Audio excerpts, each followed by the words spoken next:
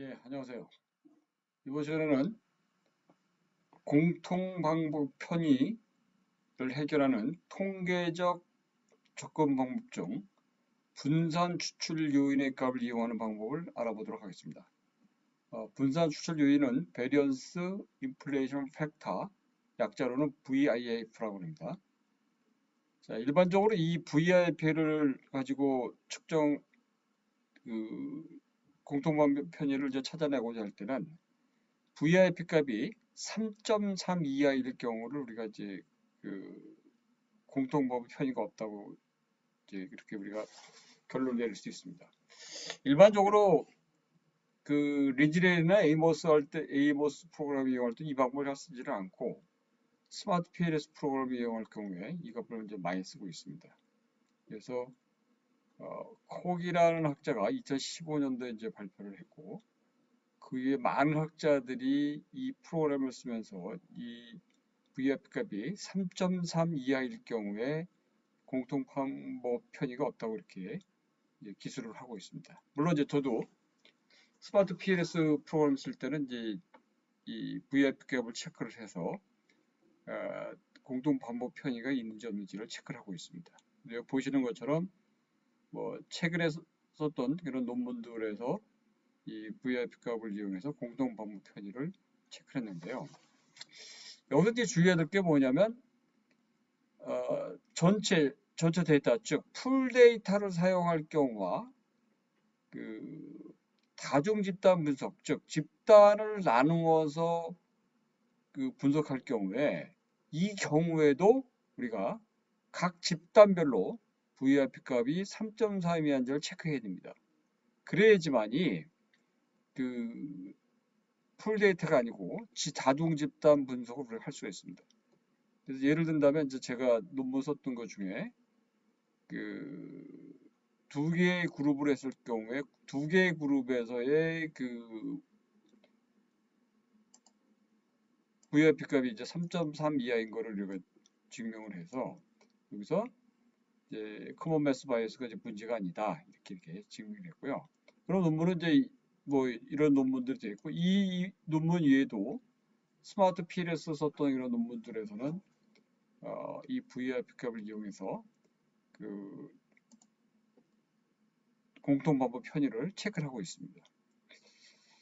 자, 그래서 여기 보시는 것처럼 요거 이제 그룹을 두 개로 나누어서 했을 경우를 보여드리고 있는데 한번 이 방법을 쓸 때 어떻게 하는지 한번 보도록 하겠습니다.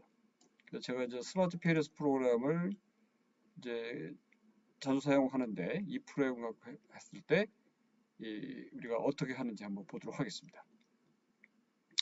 자, 이런 이제 모형이 이제 결정이 되면 여기에서 이제 우리가 그 집단으로 PLS SM이라는 프로그램에 들어가셔서 데이터를 누르면 여기에 베이스 데이터가 전체 데이터고요.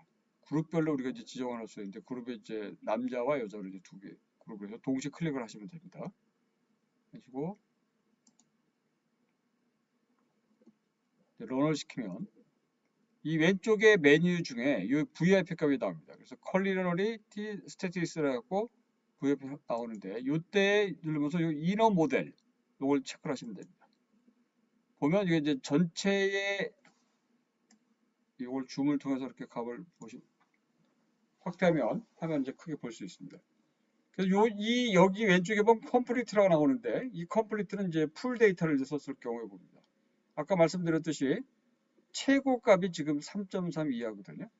자, 그러면 이제 이게 진짜 이제 우리가 아까 남자와 여자의 경우에도 동일하게 나타나는지 한번 보도록 하겠습니다. 이쪽에 왼쪽에서 메일을 누르고요. 남자.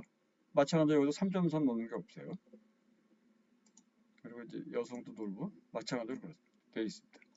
자, 그런데 아까 이제 말씀드렸듯이 전체는 3.3 이하가 나오는데 가끔 보면 이 데이터가 그러니까 그 서브 그룹에서 이 3.3 넘는 경우들이 나타납니다. 자, 이제 그러면 어떻게 해야 될 거냐? 이 경우도 그래서 그런 이제 변수들이 빠진 건데 우리가 변수를 각각 그룹별로 이 팩터 로딩 값을 보면서 싹다 로딩 값이 낮은 값들을 우리가 그 변수를 이제 빼면서 그걸 체크를 하면 되겠습니다. 그래서 일반적으로 이제 제가 경험적으로 보니까 그 하나의 요인을 설명하는 그 변수들에 있어서의 편차가 심할 경우 그런 값들이 이제 요인 적재값이 낮은데 그 적재값이 낮은 것을 그룹별로 보시면서 여기서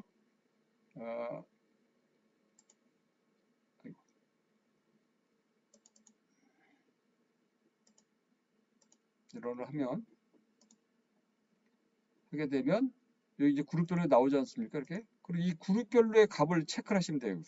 그래서 체크를 해서 지금 각각 그룹별로 이 값이 변하게 되거든요. 그럼 낮은 값을 여러분이 삭제를 해주시면 한번 하나씩 하는 변수를 빼가면서 보게 되면 그 공통마부 편의를 저해시키는 변수가 우리가 찾아낼 수가 있습니다.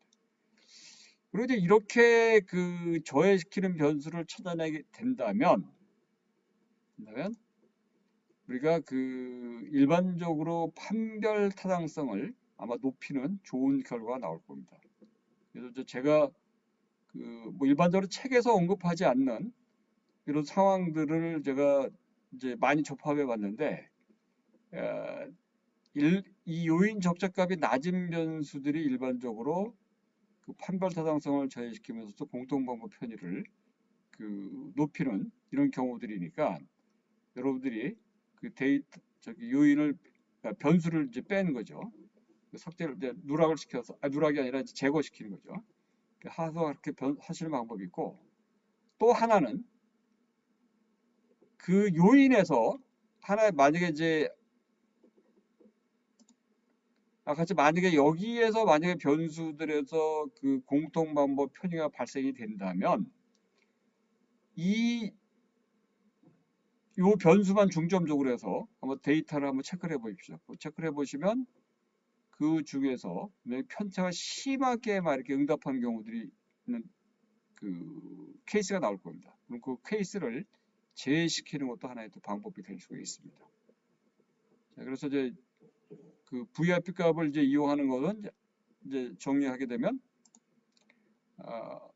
3.3 이하인 경우를 우리가 하는데 이때 다중 집단 분석을 하는 경우가 많이 있으니까 이때 우리는 각 집단별로도 VIP 값이 3.3 이하인지를 체크를 하는 게 좋다.